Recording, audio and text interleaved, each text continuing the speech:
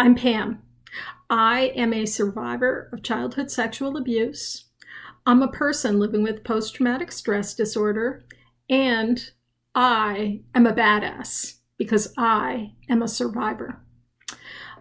This is part 2 of my video on flashbacks. And if you missed and you want to learn more about flashbacks, please look at the other video. In this one, I'm going to talk about some of the techniques that I've learned to manage panic attacks. So panic attacks can trigger a lot of anxiety because they often take us back. Unlike normal memories, they feel like they're happening now.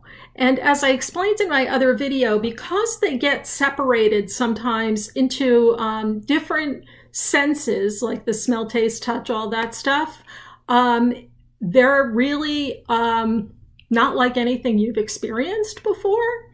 And that makes them very unsettling. They attach to difficult moments that a person has gone through. Honestly, like the worst things that happen to you can feels like they haunt you in flashbacks.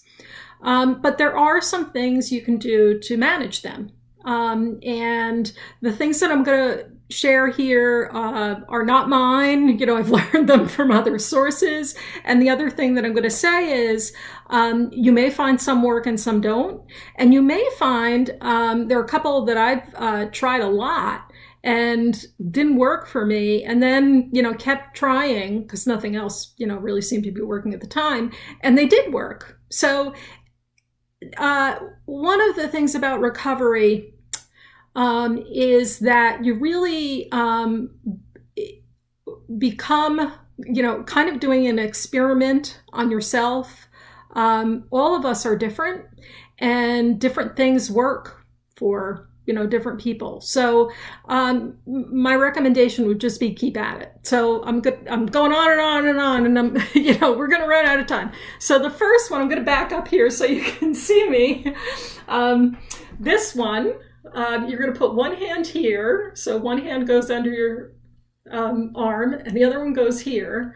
And you're going to contain yourself when you're having either a moment of severe anxiety or a flashback.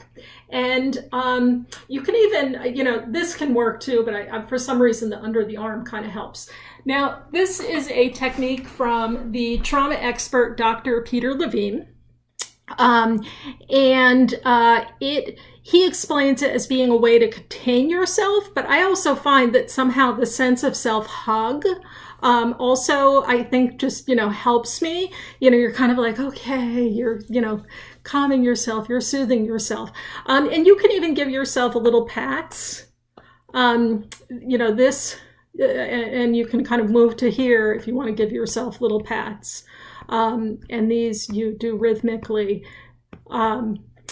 If you're in this position, you could, pat yourself. I find that sometimes I will give my arms a squeeze or, rub up and down. So that's one of the techniques, and that I just find to be, something quick and dirty, so to speak. Another approach is called grounding. And this is very, widely recommended for panic attacks and also for flashbacks. And so what you're going to do is you're going to, again, draw on all of your senses. And you're also going to keep reminding yourself that you're here in the present, because it is things that generally are either in the past or in the future that are causing us anxiety. And all you need to do is get through, a couple of minutes of having the anxiety attack and bringing yourself back to, hey, I'm in the present. So you're going to think about in the present, exactly where you are, where you're having this distress. You're going to focus on each one of the five senses. So you're going to think of something you can see. Maybe you're in an office space, and out the window you can see a gorgeous, tree with the red leaves of fall, against a blue sky. And you just spend a couple of minutes thinking about that vision, just taking in that vision.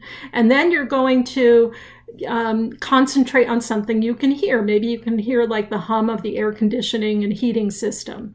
And then something you can smell. And maybe what you smell is you have a cup of coffee sitting right there. And you're a coffee lover like me, and you can smell that coffee.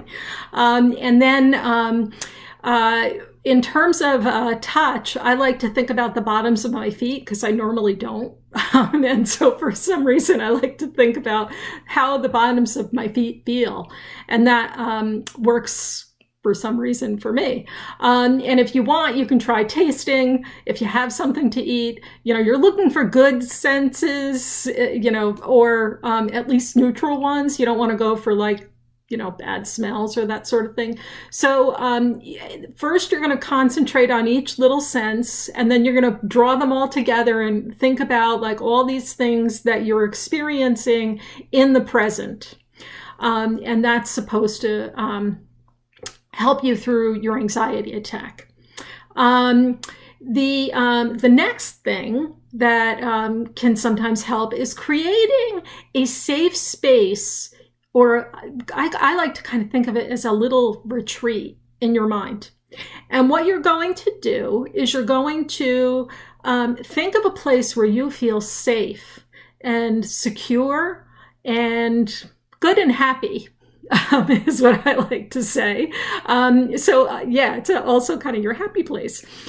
So you're going to imagine that place and set the stage for yourself. Think about all of the elements that are there. Think about what you can hear. You're clearly going to figure out it's the beach.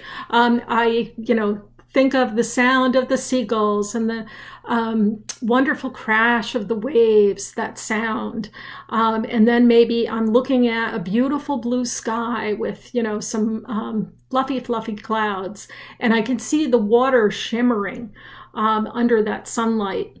And I can feel the sand under my toes and maybe a gentle breeze on my arms. And I can smell that salt air of the beach. Maybe I can smell French fries from the boardwalk. So I bring all of that together, and there I am in my safe and happy place.